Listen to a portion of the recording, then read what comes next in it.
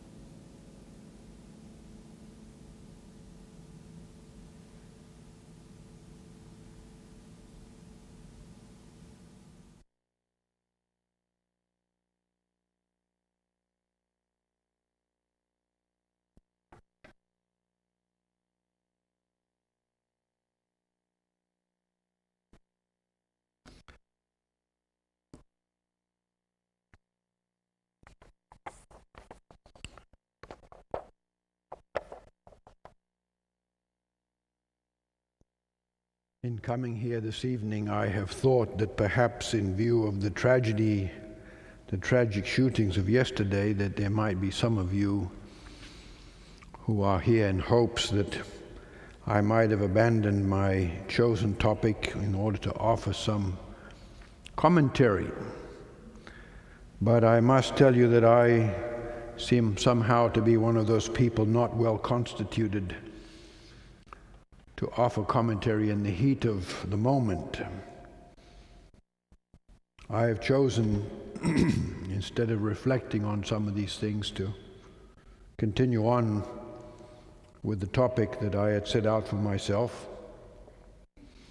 Perhaps at some other time we will have some reflection on some of the tragedies that seem to flood our country and our world. But I want this evening to try to draw together what I am quite certain is a collection of biblically driven thoughts that have been going around in my head for some time now, that have to do with this business we call living. Something it seems that all of us need persistent help and encouragement with if we are to do it well. And I want to begin by asking you to form in your mind's eye a picture of a young man and a young woman, all caught up in the exuberance and vitality of youthfulness, supple, elastic, and spry. And yes, there is really something to being young. And these two, as we look at them, are at that point in life where adult life begins, where the possibilities seem endless, where almost no prospect seems to be an impossibility. And as we look upon them, this young man and young woman, they are walking along side by side, happily visiting with each other, hand in hand, their fingers all interlaced, for they are in love, and obviously so. Their faces are radiant. They are prone to take long and longing looks into each other's eyes. They are overjoyed when they see each other. Their thoughts seem to be continually about being together. And as we see them, they are relishing their circumstance. They are brimming with confidence. They are bursting with potential. They are primed for whatever life may have to offer them. I ask you, is there anything more lovely and heartwarming than a picture like that? Now let me invite you to create in your minds a different picture. This time of an old man and an old woman, their backs bent over by time and by the burdens of living for such a while. Their faces are overtaken with wrinkles, those gratuitous receipts that we all get for living. His head is shiny on top, hers is almost pure white. Their steps are measured and slow. Their joints are inflexible, they are stiff. They are in what we euphemistically call their sunset years, with most of the potential of life behind them, most of life's decisions made, only a list of declining options opens in front of them. And they too are walking along hand in hand, though their fingers are not intertwined, for their finger joints are now too gnarly and bulky. They can't intertwine their fingers easily. But they are holding hands. Her hand is cupped in his, and they are leaning on each other. And as we watch them, it is not hard to see that they too are very much in love, but not with the emotionally intense electric love of youth. Theirs is the tried and tested love, the enduring, solid, reliable love that only being faithful and kind to each other year after year can produce. Between them they share a confidence that nothing save death will separate them. For since life has failed to divide them, surely nothing but death can achieve their separation now. From time to time they look at each other, not with the longing excitement of youth. Instead, it is with the confidence that comes from a long faithfulness. You see, this couple does not hope to live happily together. They have succeeded in doing so. Theirs is not a matter of what might be, it is a matter of what is. They are not dealing with possibilities, but with realities, not with risk, but with accomplishment. Now I ask you, which of these two pictures is more beautiful? Surely you will agree with me that we must privilege the second one, for it represents achievement, not merely possibility. It is made a fact, not just promise and hope. I want to say to you, my brothers and sisters, that there is a certain glory in achievements like that. Let me come at my subject from a different way. In the Bible, I have noticed that there are two very prominent individuals about whom, though they lived to be advanced in age, and though they lived through very difficult times, and though they had many opportunities to do wrong, there is nothing, not a single adverse thing written against them. There is not a single adverse thing recorded, no great sins, no lapses in faith, no foolish actions that brought shame, no selfishly motivated faux pas.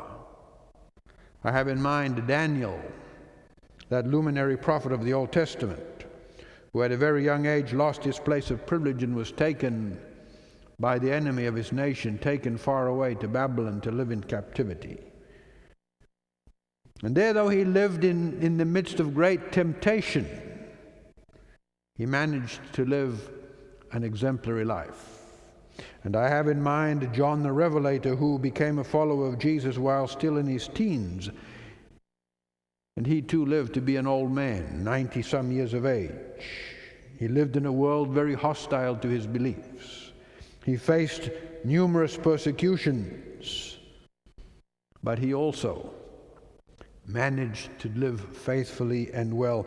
These scenarios, one imaginary comparing the young and the old, the other fixed in history, in the record of two lives that were well lived, illustrate the matter on my mind that there is a certain glory to living.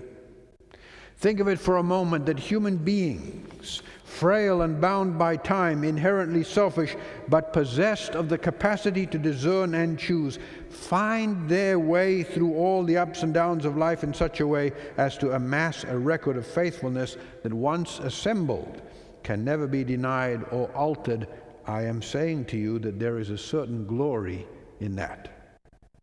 And by glory, I do not have in mind here some form of personal aggrandizement. I don't have in mind some form of puffing up of one's chest. I do not have in mind anything like boasting or limelight sitting. I am not giving room to self-sufficiency here. I have more in mind the capacity inherent in us, put there, I believe, by our Creator, but called by some a kingly power, the ability to think and to decide, and by doing so to be able to chart a course through life and to do it for the good. There is a certain glory in that kind of living. You see, according to the Bible, you and I are not automatons. We are not robots. We do not exist at the end of some remote controlled device.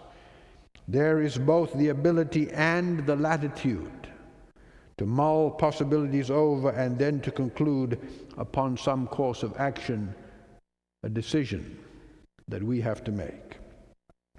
For quite some time now, I have been quite fascinated by the words of Dorothy Sayers, who in her book A Rage for Life wrote down these words. She said, "The divine scheme of things as Christianity understands it is at once extremely elastic and extremely rigid. It is elastic in that it includes a large measure of liberty for the creature. It is rigid in that it includes the proviso that however created beings choose to behave, they must accept responsibility for their own actions and endure the consequences. At the same time, extremely elastic and extremely rigid. The elasticity involves the latitude for decision-making. The rigidity involves facing the consequences of decisions. Here I think Dorothy has said something well. She has ably and concisely put down what appears to be an incontrovertible thing in life, that we have latitude enough in our circumstances to be able to make decisions, real ones. At the same time, we face the almost unvarying reality that whatever decisions we end up making, there will be attached to them a set of consequences about which we have very little to no choice. Now it is true, and some of you might explain and remind me of this afterwards, it is true that the connection between our decisions and consequences is not mechanical. It is not 100% guaranteed. It is not invariable. Some there are who make decisions and escape the consequences. Some there are who make decisions and foist the consequences on the unwitting ones. But it is pretty reliably true about our lives, that the decisions we make or the decisions others make for us bring with them consequences that we don't have much choice about. How wonderful it is then, and how glorious even, when a sinful human being, using those abilities and capacities given to them by God, is able to accumulate over the whole of a lifetime a record of right and good. I tell you, friends, there's a certain glory in that. Not a selfish glory, not a puffed up self-sufficiency, but a glory in a record like that. That is a glory in the fact that that kind of record is possible, and that the evidence that it gives is uncontestable, even with eternity looking on. I'm not talking here about earning some kind of credit. I'm not talking about the notion some have of gaining heaven by doing good things. I am not trying to hold up the opportunity for self-exaltation, for it is very clear from the Scriptures that nobody will ever stand on the sea of glass that is mentioned in the book of Revelation, there to sing Frank Sinatra's signature song, "I Did It My Way." That simply is not going to happen. Very clearly in the Scripture, and of necessity, salvation is by grace through faith. We cannot attain heaven by our efforts.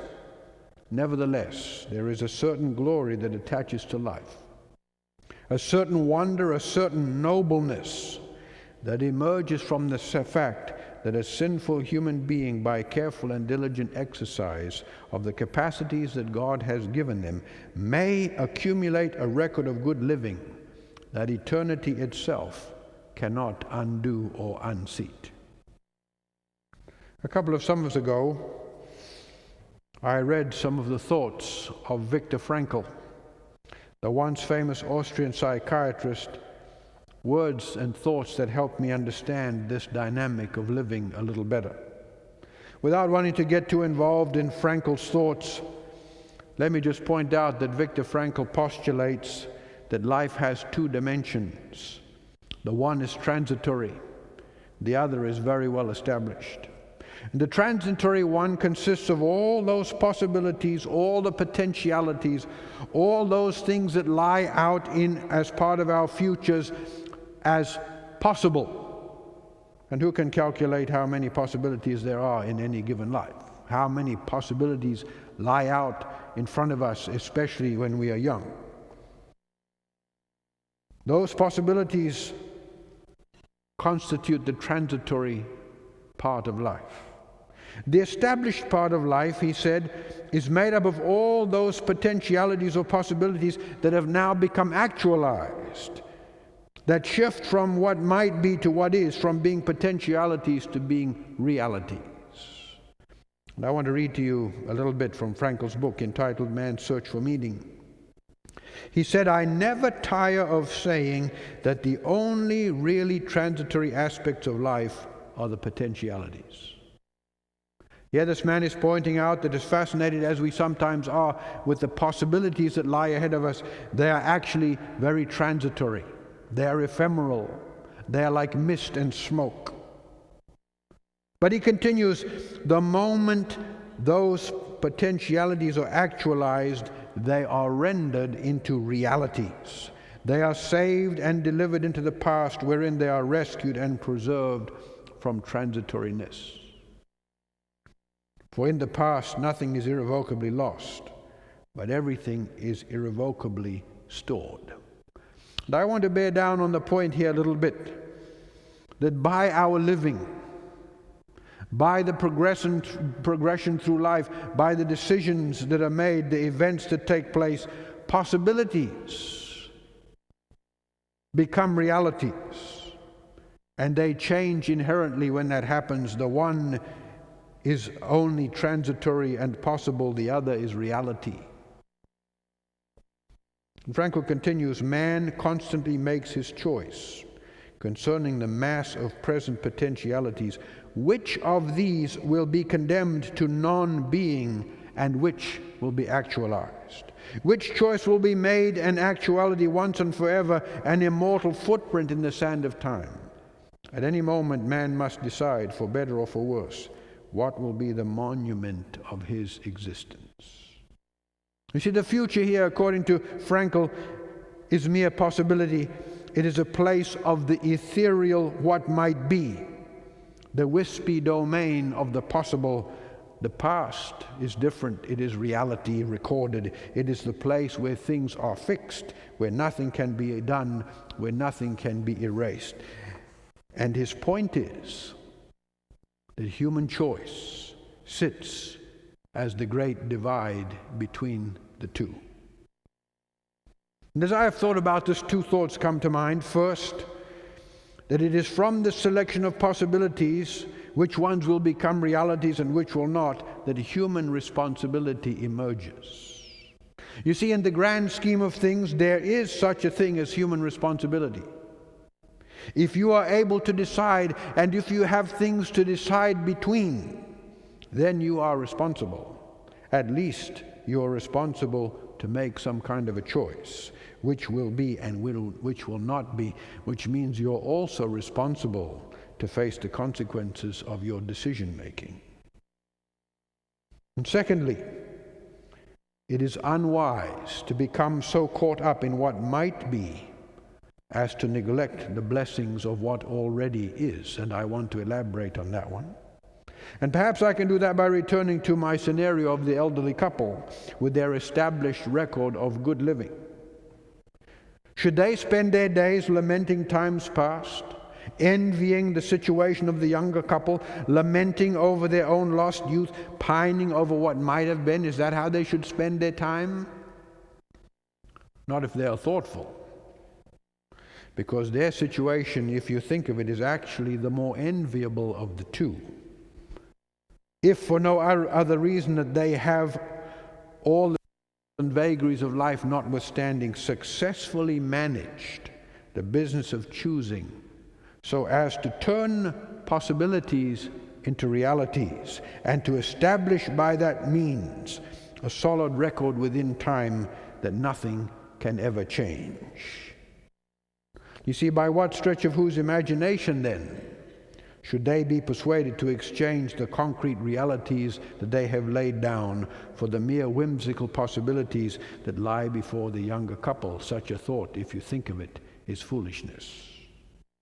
It would be entirely unwise to lament the passing of life when life has already been lived well. And by the way, I might add parenthetically that this also means it's foolish to fret over the future. Because the future is not only unknown, it is untried. But the truth is that the dynamic that God puts before us allows us to have some effect on the future. As we make good decisions between what it offers, we may establish the future as a good reality of the past. And friends, what I'm trying to say tonight is that there is a certain glory that attaches to our living when people recognize their responsibility, when they face their God-given place, when they activate the best powers of thought and act and exercise their powers of volition in a quest to accumulate a record of good living. And this is not an invitation I am making to some kind of individualistic, triumphalistic, swashbuckling, Pirates of the Caribbean style Christian living. I am not making such an invitation. It is rather an opportunity and an invitation to be fully human, to recognize the God-ordained circumstance, the God-designed ability that is the province, even the dignity of every human being. And then recognizing that with humility under the grace of God, with all powers employed, with full recognition of our frailties as human beings, to press forward toward the mark of our high calling as it is found in Jesus Christ. When you think about this, friends, would you like to be like that?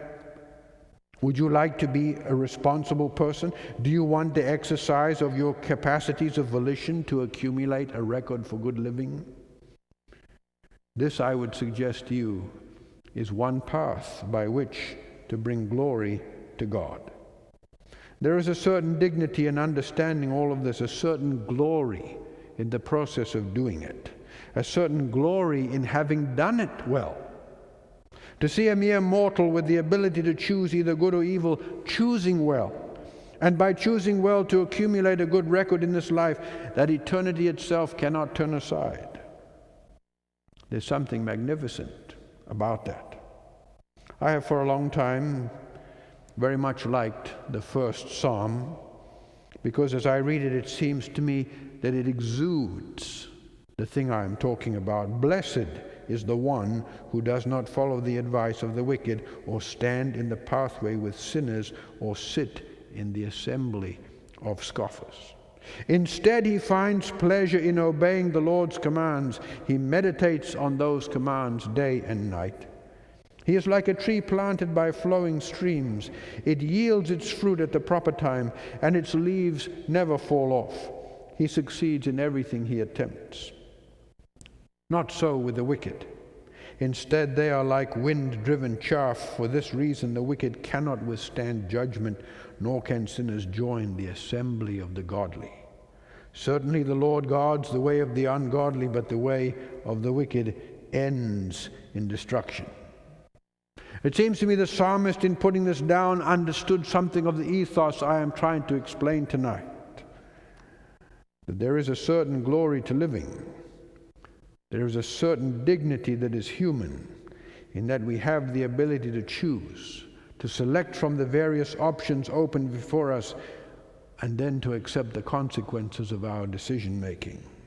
And there is also a certain glory that derives from the amassed results of our decidings, of choosing from the many available options those that are good, that glorify God, that bring benefit and righteousness into our own lives and into the lives of others. How wonderful it is, how truly wonderful it is, how glorious even, when a sinful human being, recognizing his or her God-given abilities, and at the same time recognizing his or her frailties and limitations, strives continually under the grace of God and in cooperation with the Spirit over the whole of a lifetime, persistently and consistently to work at every point to pursue what is right and good. How glorious a thing to behold.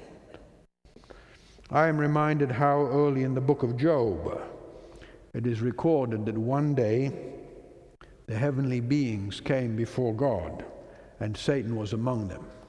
And you can read there in the book of Job that the Lord said to Satan, "Where have you come from?" And Satan answered the Lord, saying, "From going to and fro in the earth."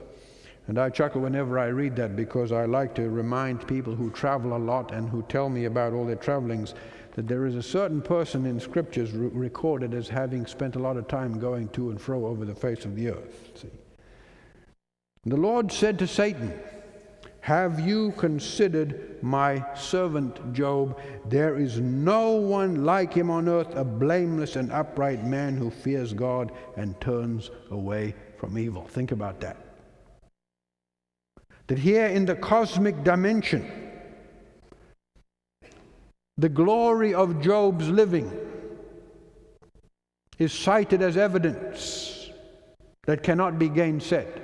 Have you considered, as you've traveled up and down over the face of the earth, have you noticed my servant Job? There is no one like him on earth. Would you like to be like Job? I am reminded also of those words found in Hebrews 11, about those who in times past, in spite of persecutions and tormentings and destitutions and the list of abuses they have suffered is endless. In spite of those, they have persisted in the pursuit and practice of righteousness until it is said of them, they are those of whom the world was not worthy. Have you thought of those kind of people? And the Hebrews says that those individuals form a great cloud of witnesses for the contemplation of the whole universe and for our encouragement. There's a certain glory that comes in living, that comes to living, to those who understand that God has given them latitude to think and to do, who then, using the resources God has given them and depending on the gifts of the Spirit and the guiding of the Spirit, they go on to face the issues of life in such a way that they pursue that which is good, and they turn the possibilities, the mere possibilities that are in front of everybody, into concrete realities, and establish behind them a record that eternity itself cannot undo. An amazing thing. It is no wonder that the Scriptures contemplate the place of man, that we are not the descendants of some amoeba, that we are beings noble and in a sense magnificent, endued with a kingly power of reason and choice, given the ability to think and to do and to decide, and in a sense to achieve a monument in time by our living. As I have thought about the ups and downs of living, I am most envious of those who through all of life have lived well, who have come through the ups and downs that life may afford and have done so in faith and in hope, and have established behind them a record of righteousness that is enviable. I leave you this evening with a blessing found at the end to the letter to the Hebrews. And now may the God of peace, who brought back from the dead our Lord Jesus Christ, the great shepherd of the sheep, by the blood of the eternal covenant, make you complete in everything good, so that you may do his will, working amongst us that which is pleasing in his sight. Through Jesus Christ, to whom be glory forever and ever. Amen.